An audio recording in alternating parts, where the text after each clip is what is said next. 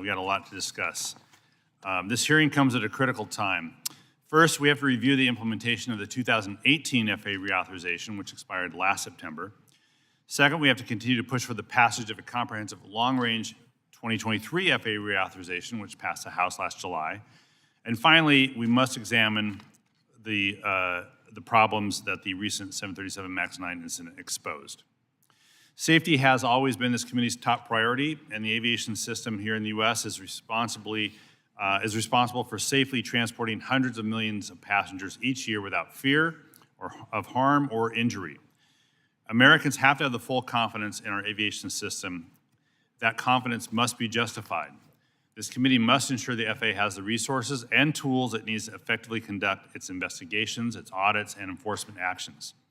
And always, we have to remain vigilant to ensure something like this accident, that the likelihood of this accident happening is decreased substantially.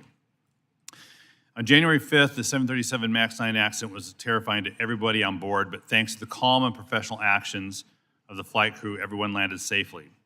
And I fully support, as this committee does, the FAA's decisive response to this accident, which included grounding the effective MAX 9 fleet, a separate investigation into whether Boeing delivered a non-compliant aircraft to its customer, an overarching audit of Boeing's MAX production lines and its suppliers, and a prohibition on increasing Boeing's 737 MAX production rate until its quality control issues are resolved.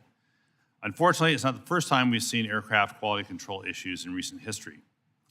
In May of 21, then Chair DeFazio and I wrote to the department, to the FAA, and to Boeing with concerns about no less than 9 reports of quality control issues at Boeing production facilities. Since then, there have been dozens more reports of similar issues leading to emergency fixes and delays in production. The safety culture of any organization flows from the top, and I urge the Boeing leadership to take time now to examine that culture that it is currently instilled and to improve. I look forward to the implementation of the 2020 Certification Reform Bill, which this committee passed, including the recommendations from the Boeing Safety Culture Review. Boeing has some of the most skilled, hardworking, and technically proficient workers in the world, and they depend on their leadership to instill the right policies so they can effectively do their jobs. These dedicated women and men who work at Boeing plants deserve answers, and the flying public deserves answers. I also look forward to the NTSB's preliminary report and the findings of the FAA's investigations. I'll continue to work with the chairs of the committee and subcommittee and the ranking member to take any potential legislative or oversight actions needed to ensure the safety in our skies. Now moving on to the reauthorization.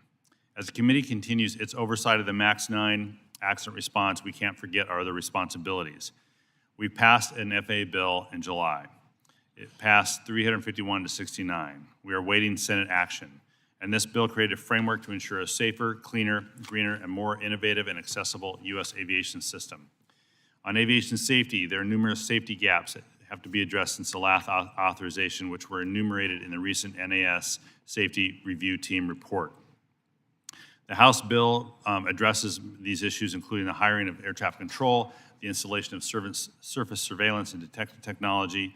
And Administrator Whitaker, I look forward to hearing your takeaways from that safety review report and what the FAA is doing to implement the recommendations. We have to do more to ensure all passengers can travel safely and with dignity.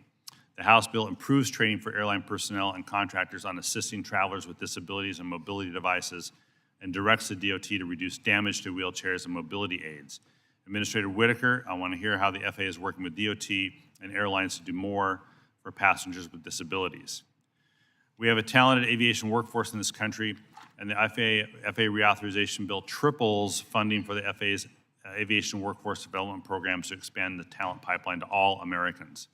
I look forward to hearing what the FAA can do more to recruit, train, and retain the expertise that we need to lead globally.